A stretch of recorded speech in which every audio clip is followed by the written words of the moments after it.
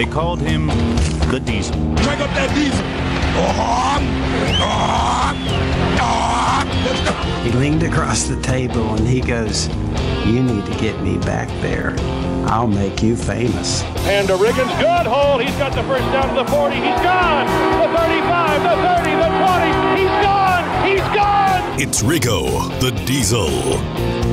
How you doing today? Thank you for joining us. This is Riggo the Diesel. I am Riggo, a.k.a. John Riggins. Larry Michael, voice of the Washington Redskins, sitting across from me, my normal partner. Says I'm normal. Huh? I mean normal as in every week. The regular week partner. Yeah, Okay. I didn't really imply. I hope I didn't imply that would offend you. You don't be mad on that. By the way, I'm starting to think maybe I did tell Joe Gibbs that you need to get me back there. I'll make you famous. You did. Joe's going to be here today, John. Oh, he is? Yes, Joe Gibbs is going to be at Redskins Park today. Look at TC. I got his attention. He's back. He's here. Back. He's back from the IR list. He was on IR for about the last 10 days. No, he wasn't. That's self-inflicted IR. No.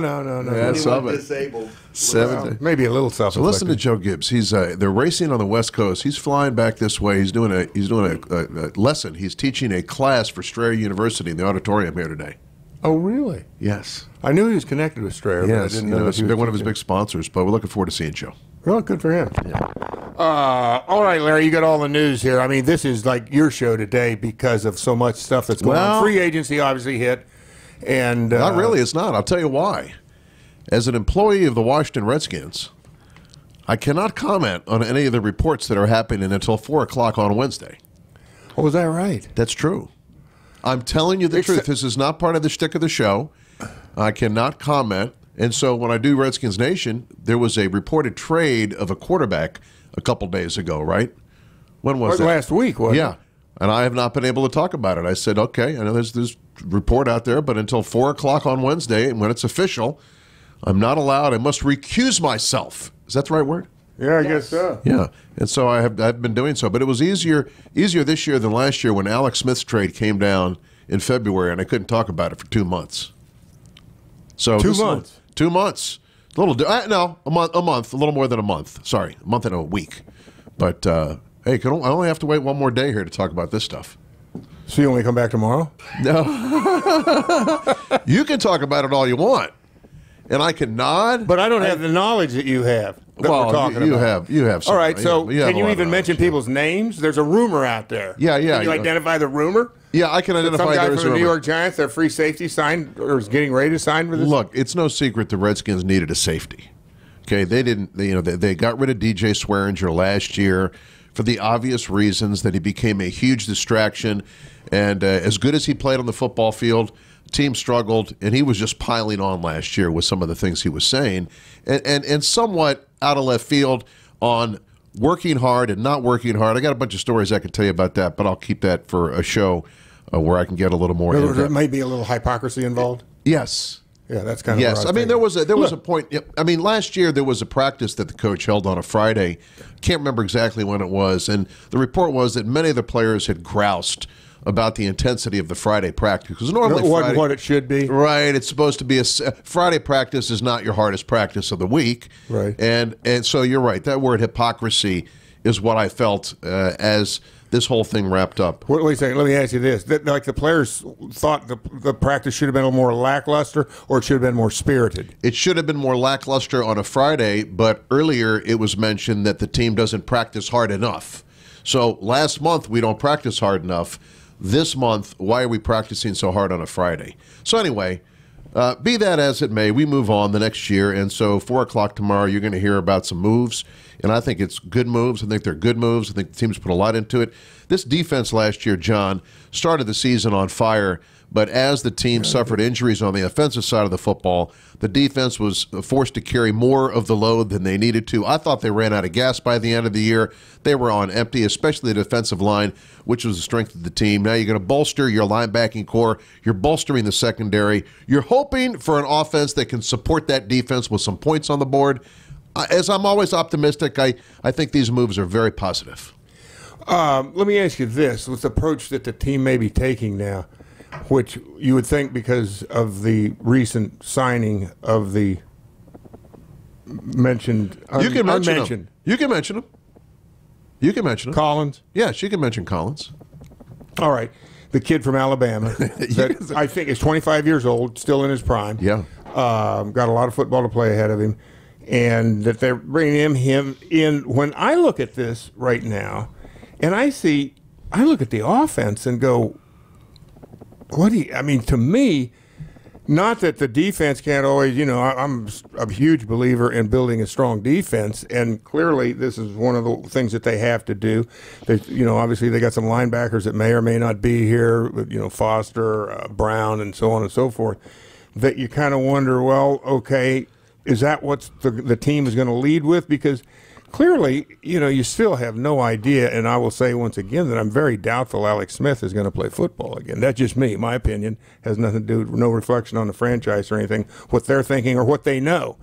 And they've done some things with, I guess I can talk about it. Case Keenum is supposedly going to join the football team. You've got Colt McCoy. So you're a little bit, what I want to say, opaque at quarterback, not really sure what you're going to get. I think we can agree now that Jamison Crowder has left the building and is no longer going to be here and is going to be a New York Jet.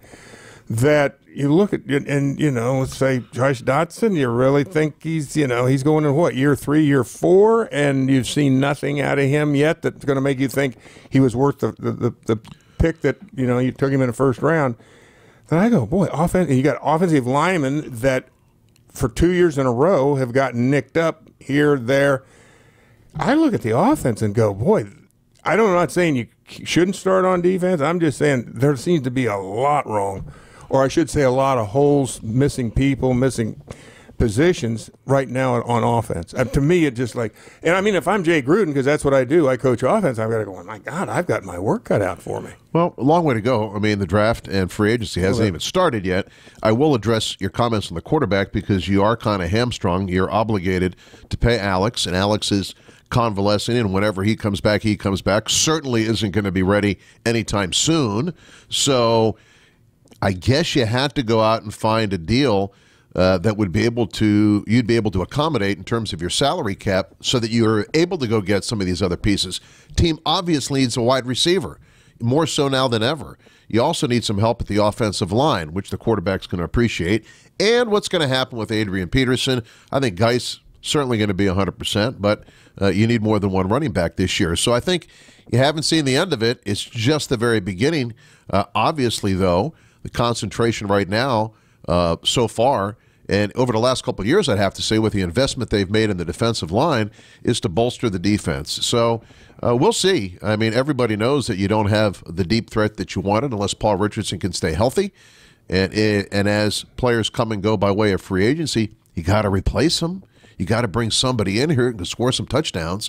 So I think your point is very valid, but I think it's early in the process. Well, it's definitely early in the process. Let's take a little break, and then we'll come back and continue this for a little bit more. John, you're into extremes, aren't you? Yes, I am, always. Well, extreme opportunity to win millions of dollars is ahead. The Extreme Million Scratcher could get you $10 million without you having to do anything extreme at all. The game is a $10 million top prize, a $1 million second prize, over $256 million in total prizes. That'll get TC's attention. All you have to do is head to your local lottery retailer. The game will make even the dullest winter day sparkle, and winter's almost over. It'll make a spring day sparkle. All you have to do is get 30 chances to win per ticket. There are multipliers in the game. If you got a 9-winning ticket, you got a second chance drawing in April for a $1 million top prize. What's not to like? Should you check out Extreme Millions? That's an extremely easy question to answer. Somebody rewrite this, will you? Are you through? I'm done. Okay. This is John Riggins with a question for you. Is your plumbing shipshape? Would it pass the O'Connor white glove test? All right, that's two questions, but so what? A lot of us put off critical decisions off because we know doing the right thing costs money. But head in the sand approach costs more money. Look, O'Connor Plumbing gets it. They're going to help you finance any of your plumbing needs, which is going to take a lot of stress out of your day. If you play with water, you're going to get soaked. Call O'Connor Plumbing at 1-833-RIGGLE44 and ask about their special financing options. All right, you good? Yeah. Stand back. Ladies and gentlemen, stand back and watch the Phoenix rise from the ashes. Stand back. It's Riggo the Diesel. Great cut. Why did I say that? I don't know. Who wrote that line? But you know what was bad was if I recall, it was a Thursday night game, correct? I think it was Thursday night. And, I was kind of anticipating. I always liked the fans and, the intimacy and RFK back in the day. Of course, this was at FedEx Field. But I was expecting more fans there. It was right before the game. There was nobody in the stands. They were tailgating. It was empty. John, what is your record? I know you had a Stanley Cup game last year, did you? Huh? What's John's record when it comes to saying stuff before big sporting events? Because that one didn't work out too well, I don't think. No, it wasn't Stanley Cup. It was actually the playoffs with the Nats. It was the Nats before. game. They lost that game. This game here was the Philly game, right? Stand back in the ashes? This was Chicago. Okay. They won this game. Okay. That propelled them. But that's where, what's his name, Todd Collins? Yeah. Who it was, came into the game. That was Jason a couple weeks Campbell. after Sean Taylor passed, I believe, right? Correct. That's the week after Like a they week went with after. 10 players on defense against Buffalo. Then the week after that, and that started a playoff. You started a playoff run with that. I did. They did rise So from the I'm ashes. 1-1. I heard you were doing I'm- an appearance for O'Connor. Somebody said they're going to come see you in an O'Connor appearance. This Saturday. This Saturday? Oh, right. The Frederick Holmes Show at 1 o'clock. The Frederick Holmes Show at 1 Yeah, come o'clock. on John out. Riggins is appearing. Where at? The Frederick Holmes Show. At the Frederick's a but big it's in the city. fairgrounds. The Frederick Fairgrounds. Frederick Fairgrounds. Frederick. Yeah. That's tough copy there, too. A little slippery. Okay, let's turn our attention back to the team free agency at all. And you say you can't talk about any of this until Wednesday Well, at 4 I can o'clock? kind of dance around Well, yeah, it. you're doing a good job, by the way. I can dance around it a little bit. Yeah, you're fleshing it a little bit. As you get back, in other words, we were just talking about the offense and the fact that you look at it and the way it finished last year, which was hardly, it was gasping for air by the end of the season. A lot of that has to do with the fact that Alex Smith was injured, of course. And then you had offensive linemen, the same thing. But you brought up something, and you about Darius Geis and his availability coming off the knee surgery. To me, it's like there's so many unknowns, and you can't count on any of it. And I have to say this about AP. He had a great season last year. But there were times, it's really, you talk about a complicated look that he would give people that are going to go back through the film and watch what, as a season and break everything down and play by player by player. He demonstrated a certain, what do you want to call it, almost like a manic depressive, and I don't mean that literally, but I mean in a way. There were games where he looked like he was a rookie again. There were games where he looked like he'd gotten old. To me, he had two runs that basically equaled about, 150, 160 yards. Yeah. You knock that off, and all of a sudden, his season isn't nearly as impressive. And I guess where I'm going with this, there's a certain lack of consistency there. I'm not saying they shouldn't bring Adrian back, but they got to be smart about this as far as what's the right price. If he's going to be, if they're going to be the tag team as your running backs between him and Geis, I think that there's a certain. I don't think even though he had a 1,000-yard year, you're going, all right, he's still that same guy. I didn't see that necessarily. Hey, you're the expert here, and I know you, as the season went along, you gave him a lot of credit for what he did. I would agree with you, and I think that might be an indication right now as to why you haven't heard anything. As a player who is a Redskin who will become a free agent, they could have signed him any time now, and it hasn't happened. He's on a one-year deal. And you wonder why. Is it a factor of him looking maybe for the best deal possible? He is 34. He's not getting any younger. He showed he had something left. He did. Geis hasn't carried the ball once in the NFL. Exactly. So you talk about some unknown factors. Wow, there's a lot of question marks here for this for sure. That's why I think we got to say, let's see what happens over the next month. You still have that 15th overall pick. Are you as in need for a quarterback as you were a week and a half ago, that you have to draft a quarterback as early? Maybe still, because you're looking at next year now.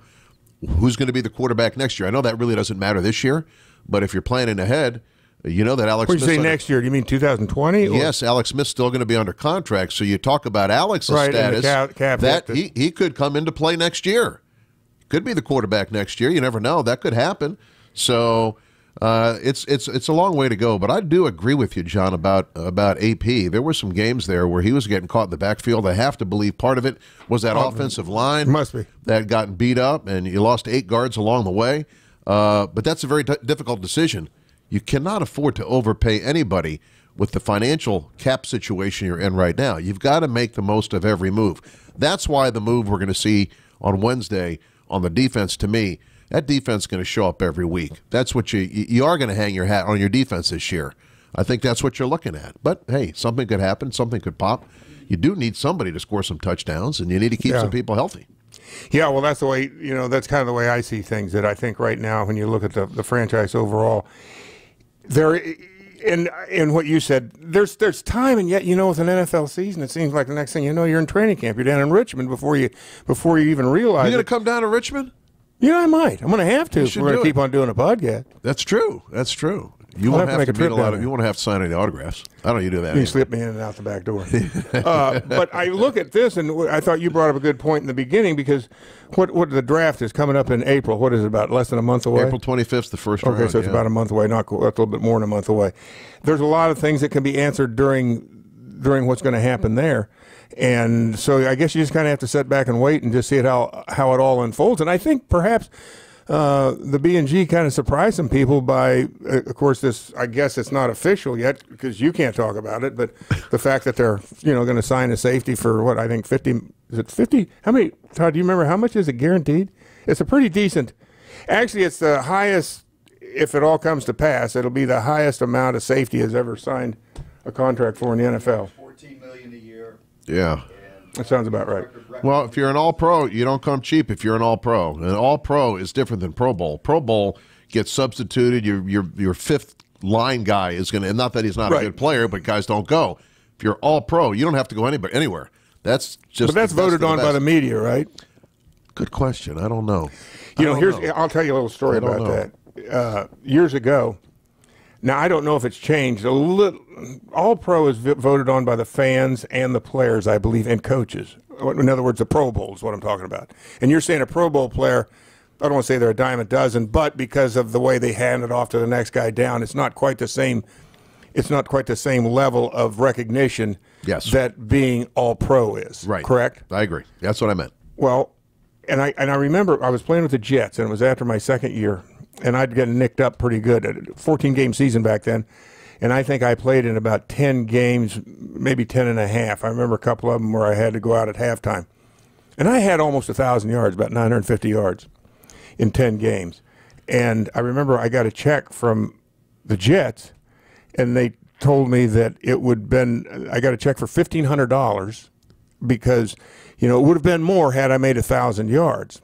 I went, okay, Weeb Eubank was the coach and the general manager. Okay. So we go in. So my contract was up, and so that was the year I had the mohawk and all this stuff, and finally became a deep thinker and had it all figured out. You sure did. So I'm setting out down there in the Blue River in just up between Marysville and Blue Rapids, Kansas. And I finally go back to the Jets, and I meet with Weeb because I was holding out because he wasn't even in the ballpark for what I was looking for. I go to, and they had a preseason game, exhibition game in St. Louis. I fly there with the team. And that morning before the game, I sat down with him and Mike Martin, who was assistant GM. His dad was part owner of the team at the time, Townsend Martin. And anyway, I'm sitting there with Weeb and Mike Martin, and we get to talking about this, and Weeb was talking about, he actually brought up, the 1,000 yards, and, if you'd have been All-Pro, it would have made a difference. And I said, but Weeb, I said, isn't the All-Pro team, isn't that voted on by the press? And we kind of went, well, and he looked at Mike Martin, and Mike Martin went, yeah, it is Weeb. And he goes, oh, yeah.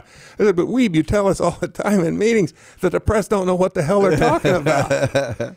Good argument by you. Yeah, I kind of had Weeb in the crosshairs there. No, Weeb went, oh, who cares? That's pretty good. I got the purse strings, not you. And you're not going to get hold of it. What is Weeb short for? I have no clue. Weeb. I'm trying to think of what Weeb's actual first name is, and I can't. Well, how could that even be a nickname, Weeb? I think it is, and I think it came from his sister, somebody, when he was a young boy or whatever. Wow. Okay. I know his first name, too, and I can't think of it. Just hit me. Anyway, I thought I would pass that story along to you. That's a good one. That's a good one. Story time with Riggo. Here's a little tip. If you need a mortgage, use the pros at McLean Mortgage. Buying a home can be stressful and filled with hassles. The experts at McLean Mortgage understand what an important financial investment your home is and will seamlessly guide you through the procedure to successful home ownership. Smooth, amazing, easy, professional, and first rate. Just some of the reviews from their tens of thousands of homeowners.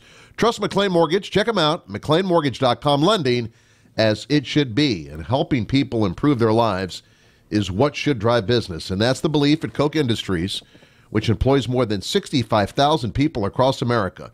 The team at Coke works together to meet the world's changing needs in transportation, medical care, water filtration, household goods, energy-efficient building products, and everyday technologies, all while consuming fewer resources.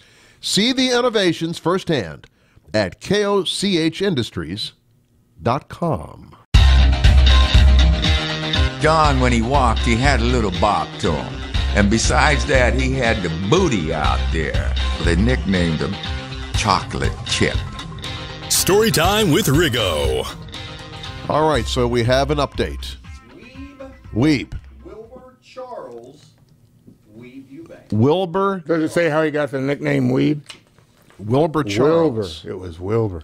Wilbur. Well, Weeb and Probably Wilbur. you know what? It like a lot of nicknames that people get when they're younger, it's because one of the, and like I said, I think it might have been a sister, but somebody, usually there's a brother or a sister who can't pronounce the name Yes. as a young child, Yeah. and all of a sudden a new name is born. Yeah, that's the case a lot. You hear that a lot. We had a cat, my younger brother, my mom got a Siamese cat back when we were real young, and the cat's name was Siam.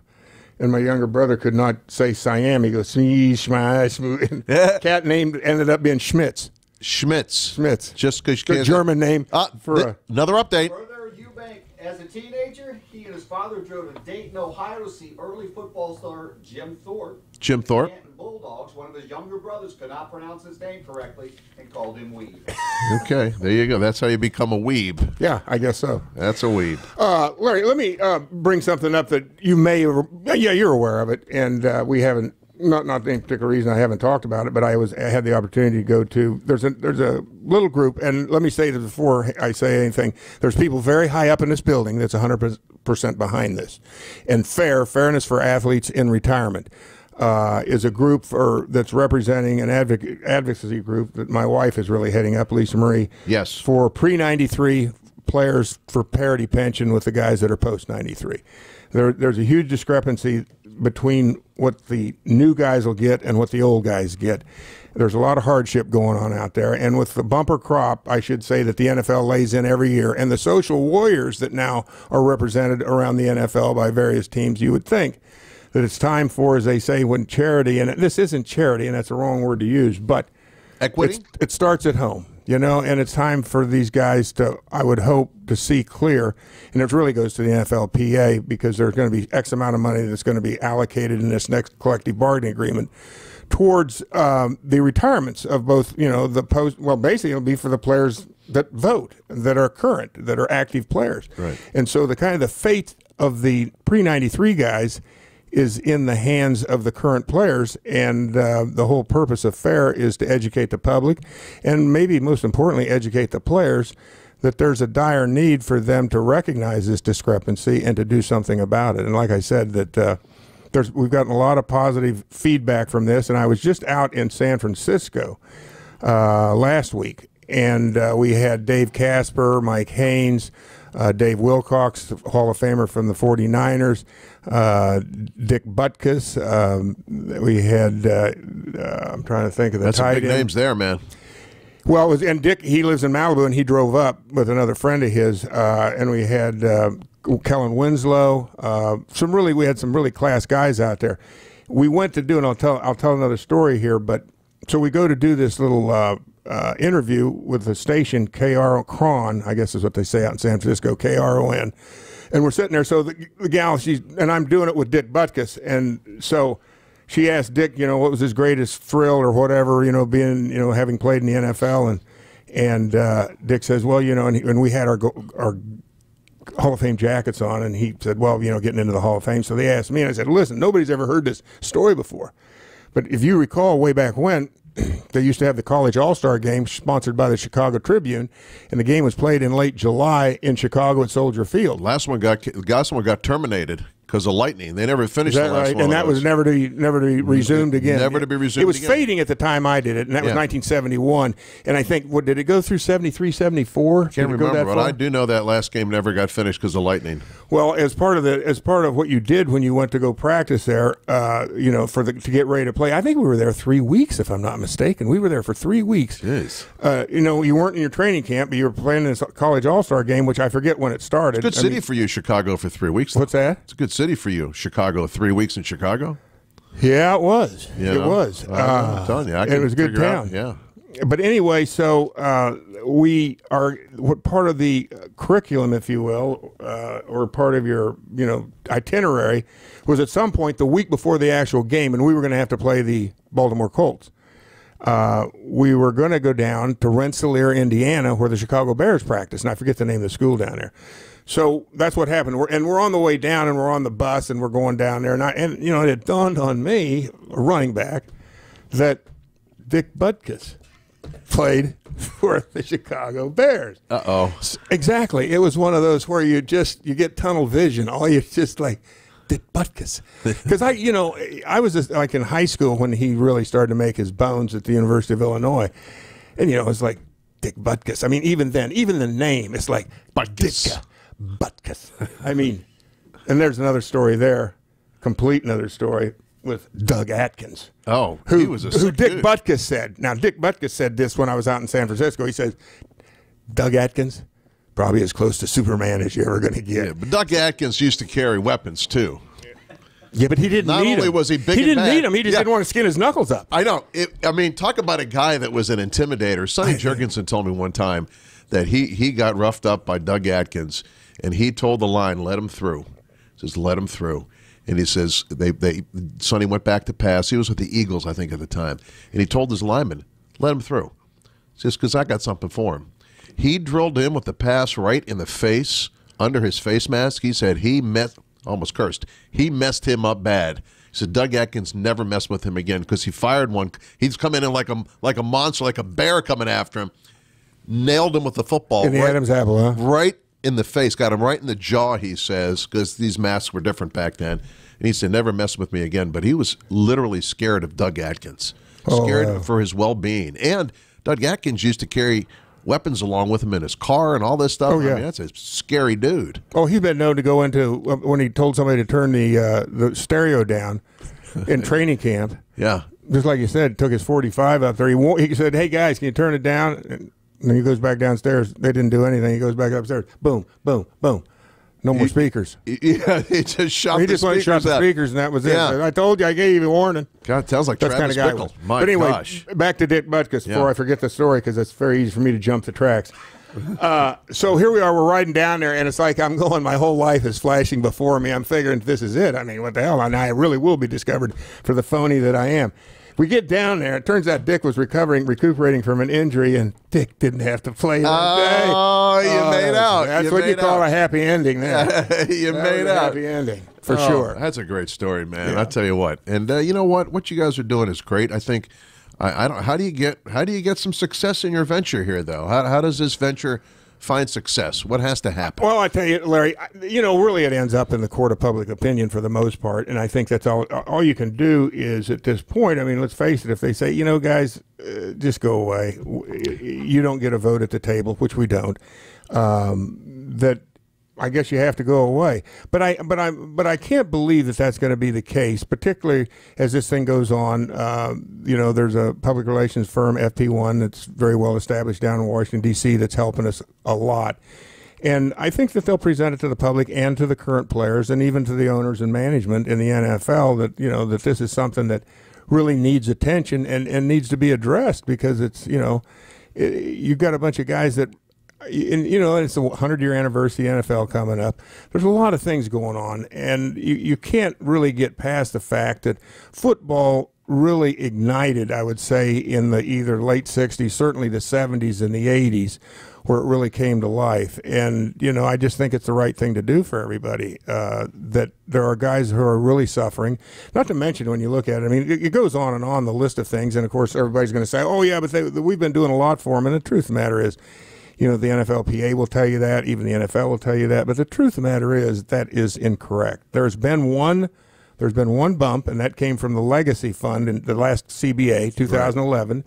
It wasn't as much as everybody had anticipated, and that actually, you know, will go away in 2020. That's not in perpetuity. That's not on the books forever. So, and you've heard DeMaurice Smith from the Players Association address this during the Super Bowl, saying that you know, this is one of our priorities. So we'll see. We'll see. Let's see. And hopefully that's what's going to happen. So I thank you for your indulgence. Oh, good stuff. Final word coming up right after this. If you have atrial fibrillation, you know it can be difficult to treat successfully. Inova Heart and Vascular Institute in Fairfax is a leader in AFib treatment using specialized technology and expertise. This helps to more precisely target and treat rhythm irregularities that others could miss, helping to restore your heartbeat to normal. Give your heart the benefit of care. Visit inovaheart.org/AFib to learn more and to find an Inova physician. Inova. Join the future of health. Who sat here? Your student? A peer? Your best friend? What did they grow up to be? A scientist? A nurse? An entertainer? Did you know it back then that they were made to stand out? Celebrate the extraordinary people made in Virginia Public Schools. Nominate a public school graduate for the Virginia Lottery's Made in Virginia Award. Details at madeinvirginia.com. Deadline October 12th. The Virginia Lottery, $9 billion to education, 30 years of fun. Gearing up for game day? Your local Safeway has everything you need for the perfect tailgating or home gating party. Pick up all your favorites like wings, chips and dips, brats, burgers, beverages, and pizza. Stop by the deli to pick up fresh fried chicken or the produce department for a variety of party trays. Head on over to your local Safeway and pick up everyone's favorites. Safeway, the official supermarket of the Washington Redskins. Sports fans of all kinds have a new place to connect. Asbury Methodist Village. You have a competitive spirit or just like to be active, Asbury has everything you need. Tennis and bocce ball courts, a fitness center and pool. Plus, whatever team you root for, you'll find kindred spirits at Asbury. Come for a tour and check out everything Montgomery County's leading senior living community has to offer. Visit AsburyMethodistVillage.org to schedule a tour and find more information on our services and top-notch reputation. That's AsburyMethodistVillage.org. Asbury is an equal opportunity housing provider. Have you been fumbling on your diet during tailgate season? Well, it's a new day for a new game, and White House Foods has the solution for you. With the vinegar beverage of choice, Detox. Packed with lemon, honey, cinnamon, and apple cider vinegar, this organic, non-GMO verified product is the play you need to get your head back in the game. From our orchard fields to your football field, White House. All right, Larry, I don't know if you've seen this story, but it's a story that comes out of Iditarod, which is the famous Alaskan race. And I think, where does it begin, Todd? Do you know? I know it ends in Nome. I think it might begin in Anchorage, somewhere around there, but I'm not 100% sure. But it's the dog sled race. Yeah, sure. It's like, I think, 1,200 miles through the snow. I mean, it's the real deal. It's based on what happened years ago when they had a diphtheria epidemic, that they had to get serum into the town of Nome to save everybody, and that's what they did. They mushed this stuff all the way through, and it was an exchange where somebody would go. It was kind of like the Pony Express. They would go so far and hand it off to the next guy. Like a relay. It was a relay back then, but now it's turned into a race. And there was a guy that was leading, and I can't think of his name, but this is just in the last couple days. What's that? Iditarod trivia, no. No, that's the only. Susan Butcher was the number one driver. Is it a driver or a musher? Musher, yeah. I bear hunted with the guy, John Baker, who is from Kotzebue, who I think came in third. He may have won it once as well, but this is subsequently that. Anyway, getting back to the story. So the guy's in first place, and he's by 5 hours. And he takes off, and, it's looking like finally it's going to go his way. It's some Frenchman, and I can't remember his name. Now, here's the part. The lead dog, I'm going to assume, and we'll call him Sparky. Sparky, he's got to go number 2. He can't hold it. Okay. So Sparky pulls over to do number 2. And we'll call the older dog Buck, just to keep him straight, Sparky and Buck. Buck, who's been around a lot longer, Sparky probably doesn't like the idea that Sparky is a lead dog, takes offense to Sparky's having a bowel movement. So now he jumps on Sparky and starts a dogfight. Exactly. So now the musher, trying to keep his team together, keep his team together. That's the key word. He goes over and starts talking really harshly to both Buck and Sparky. He does it in such a way that the rest of the team is sitting there watching their coach, and they are completely nonplussed.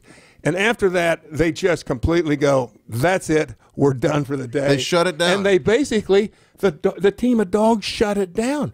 He can barely get him to walk, to drag the sled They over got to mad at him roughing up their buddies. Exactly. Always, you need a couple milk bones on the Iditarod, don't I guess you? A couple so. milk bones. So just the guy said there wasn't any injuries. They weren't hungry. They were all fine. It's just like they just turned off psychologically like that and left him high and dry. Oh. Now, I've seen that happen on a few football teams. I wish I could do that.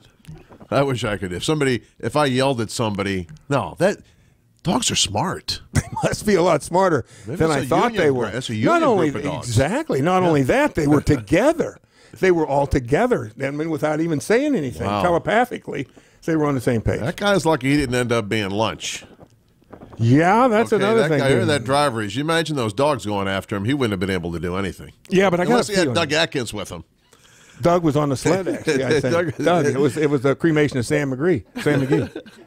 All right, Larry. Hey, John. I'll see you next week. Okay, very good.